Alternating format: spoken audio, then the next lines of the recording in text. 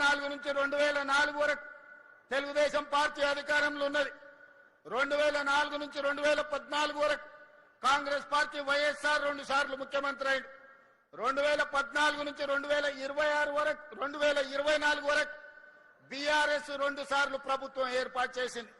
నేను ఇవాళ మా రంగారెడ్డి జిల్లా సోదరుల సాక్షిగా నేను చెప్పదలుచుకున్నా, ఈ 2024 నుంచి 2034 వరకు ప్రజాపాలన ఉంటుంది. కాంగ్రెస్ పార్టీ అధికారంలో ఉంటుంది. అభివృద్ధి చేయడమే కాదు, సంక్షేమ పథకాలను అమలు చేసి ఆనాడు రేషన్ కార్డు ఇయ్యే ముఖం లేదు మీకు. ఇవాళ 15 లక్షల రేషన్ కార్డులు ఇచ్చినాం. రంగన్న ఇప్పుడే చెప్తుడు, ఓ ఊర్లో వెళ్ళి రేషన్ కార్డులు ఎవరికైనా లేవా అంటే అందరూ ఉన్నాయని చేతులు ఎత్తిరట. ఇవాళ రాష్ట్రంలో రేషన్ కార్డు లేనోడే లేడు.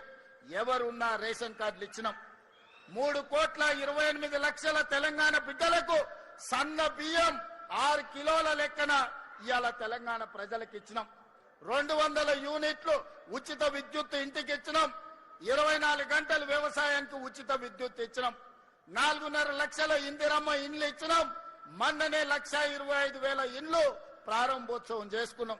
మళ్ళొక్క 2.5 లక్షలు గ్రామీణ ప్రాంతాలలో, ఇంకొక 1 లక్ష హైదరాబాద్ నగరంలో శ్రీనివాస్ రెడ్డి గారు ప్రకటన చేశారు. అంటే దాదాపుగా 8 లక్షల ఇండ్లు ఇవాళ మనం మంజూరు చేసినాం. పేదోళ్లను ఆత్మ గౌరవం పెంచడానికి ఇవాళ ఇందిరమ్మ ఇండ్లను మనము నిర్మించి పేదలకు ఇస్తున్నాం. రైతు రుణమాఫీ 20,616 కోట్ల రూపాయలు 25 లక్షల మంది రైతులకు చేసినాం. ఇప్పటి వరకు రైతు భరోసా కింద 27,000 కోట్ల రూపాయలు రైతుల ఖాతాలో వేయడం జరిగింది. ఆడబిడ్డలకు ఈ రోజు 0 వడ్డీతో 60,000 కోట్ల రూపాయల బ్యాంకు లింకేజ్ ఇచ్చినాం. ఆడబిడ్డలకు 1000 ఆర్టీసీ బస్సుల యజమానులను చేసినాం. ఆడబిడ్డలకు మహాలక్ష్మి పథకం కింద 10,000 కోట్ల రూపాయలు ఉచిత బస్సు ప్రయాణానికి ఈ రోజు ప్రభుత్వం నిధులు చెల్లించింది. ఈ రకంగా చెప్పుకుంటూ వెళ్తే నిరుద్యోగ యువకులకు 67,716 ప్రభుత్వ ఉద్యోగాలు ఇచ్చినాం. రాబోయే రోజుల్లో మిగతా ఉద్యోగ ఖాళీలను కూడా భర్తీ చేస్తున్నాం. ఇవాళ ఆనాడు మీరు విధ్వంసం చేస్తే ఈనాడు కష్టపడి వికాసం వైపు ఈరోజు ప్రభుత్వాన్ని నడిపిస్తున్నాం. మీ అసూయ, మీ పగ, మీ ద్వేషం మా మీద చూపించండి, తెలంగాణ ప్రజల మీద కాదు. 10 ఏళ్లు మీరు ఒక దశాబ్ద కాలం, ఒక శతాబ్దానికి సరిపోయే విధ్వంసం తెలంగాణ రాష్ట్రాన్ని చేసిరు. అందుకే ఇవాళ సరిదిద్దే ప్రయత్నం చేస్తున్నాం. కష్టాలు ఉన్నాయి, నిధుల కొరత ఉంది, 8,11,000 కోట్ల రూపాయల అప్పు ఉంది. అయినా ధైర్యం కోల్పోకుండా, వయసు చిన్నదైనా బాధ్యత పెద్దది, తెలంగాణ ప్రజలు నమ్మకం, విశ్వాసంతో ఈ బాధ్యత అప్పచెప్పింది కాబట్టి రోజుకు 18 గంటలు కష్టపడి ఈ సమస్యల్ని పరిష్కరించే ప్రయత్నం చేస్తున్నా. మిత్రులారా, మీరందరూ కూడా నాలాగనే వ్యవసాయ కుటుంబం నుంచి, మధ్య తరగతి నుంచి వచ్చిన వాళ్ళే కదా. సమస్యలు వస్తే పారిపోతామా? సమస్యలు చూసి ఆత్మహత్య చేసుకుంటామా? లేకపోతే నిలబడి కొట్లాడి సమస్యల్ని పరిష్కరించుకుంటామా? కొంత కష్టమైనా, కొంత నష్టమైనా, కొన్నిసార్లు ఆవేదన కలిగినా, బాధ కలిగినా ఈ సమస్యల్ని పరిష్కరించుకునే బాధ్యత మనది.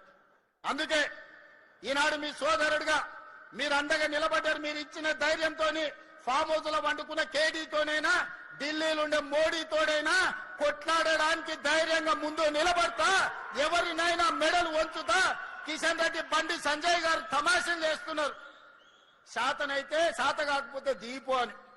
అల్లా తప్పగా రాలే బండి సంజయ్, కిషన్ రెడ్డి గారు. తొక్కుకుంటూ వచ్చినాం, కార్యకర్తలు కష్టపడుతూ వచ్చినాం, కార్యకర్తలు ప్రజలు కోరుకుంటే వచ్చినాం. 12 ఏళ్ళైంది మీ మోడీ. మేము పండించిన పంట కొనడా? ఫస్ట్ మోడీని గద్దె దిగమను, రాహుల్ గాంధీని ప్రధానమంత్రిని చేసి తెలంగాణలో పండించిన ప్రతి గింజ కేంద్ర ప్రభుత్వంతో నేను కొనిపిస్తా. పాలమూరు రంగారెడ్డి ఎత్తిపోతల పథకాన్ని జాతీయ ప్రాజెక్టు చేపిస్తా. మెట్రో విస్తరణకు నిధులు తీసుకొస్తా. రీజనల్ రింగ్ రోడ్డుకు అవసరమైన నిధులు తీసుకొస్తా. అంతర్జాతీయ స్థాయిలో మా తెలంగాణను అభివృద్ధి చేస్తాం. మీకే మాటలు వచ్చు అనుకుంటున్నాం, మాకు మాటలతో పాటు చేతలు కూడా వచ్చు. కిషన్ రెడ్డి గారు, 15 తారీఖు తర్వాత వడ్ల సేకరణ 75 లక్షల మెట్రిక్ టన్నులు అయిపోతాయి. ఆ తర్వాత నీ సంగతి చెప్తా. ఎట్లా కొనదో కేంద్ర ప్రభుత్వం, మొక్కలు ఎట్లా కొనరో, జొన్నలు ఎట్లా కొనరో, పొద్దుతిరుగుడు ఇత్తులు ఎట్లా కొనరో, మెట్రో రైలుకి ఎందుకు పైసలు ఇయ్యరో, రీజనల్ రింగ్ రోడ్డుకు ఎందుకు అనుమతి ఇవ్వరో, వరంగల్ ఎయిర్పోర్ట్ ఎట్లా రాదో, ఆదిలాబాద్ ఎయిర్పోర్ట్ ఎట్లా నిర్మించారో నీ సంగతి చెప్తా. పొలిమేర్లు కూడా దాటో కిషన్ రెడ్డి, నువ్వు అనుకుంటున్నావేమో.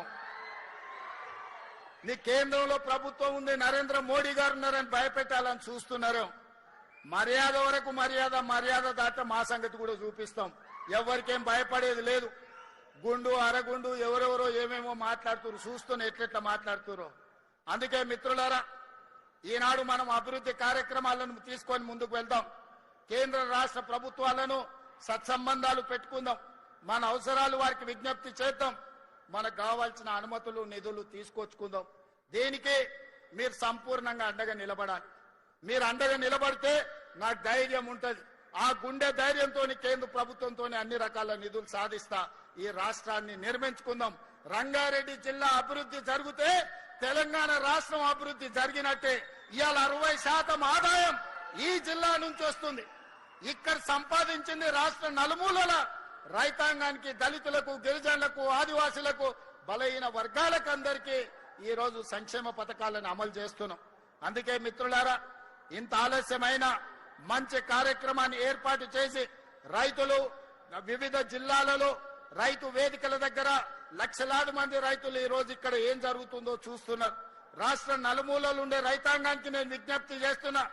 ఒడ్లు పండించడం ఒక్కటే కాదు, కూరగాయలు పండించండి, పండ్లు పండించండి, పాలకూర పండించండి, కొత్తిమీర మెద్దం కూర పండించండి. అద్భుతమైన మార్కెట్ కల్పిస్తాం, ఆదాయాన్ని పెంచుతాం, దండుగా అనుకున్న వ్యవసాయాన్ని పండుగ చేస్తాం, రైతుని రాజును చేస్తామని తెలియజేస్తూ మీ అందరి దగ్గర సెలవు తీసుకుంటున్న ధన్యవాదాలు మిత్రులారా.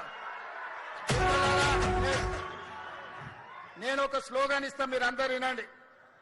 ఔర్ ఏక్ బార్ నేనంటే కాంగ్రెస్ సర్కార్ అని మీరు అనాలి. నేను కాంగ్రెస్ సర్కార్ అంటే ఔర్ ఏక్ బార్ అని మీరు అనాలి. రెడీనా? రెడీనా? రెడీనా? రెడీనా? రెడీ అన్నోళ్ళందరూ చేయి పైకెత్తండి. ఔర్ ఏక్ బార్, గట్టిగా ఔర్ ఏక్ బార్, ఔర్ ఏక్ బార్, ఔర్ ఏక్ బార్, ఔర్ ఏక్ బార్, ఔర్ ఏక్ బార్. కాంగ్రెస్ సర్కార్, కాంగ్రెస్ సర్కార్, కాంగ్రెస్ సర్కార్. ధన్యవాదాలు సోదరులారా.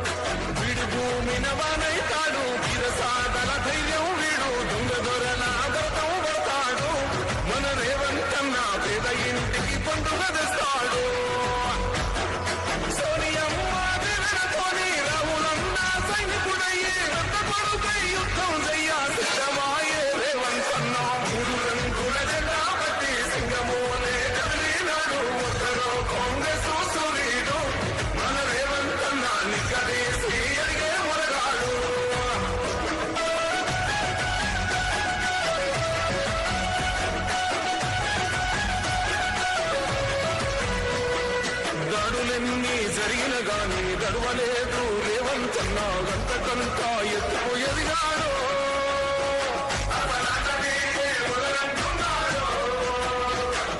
ముక్కనాడు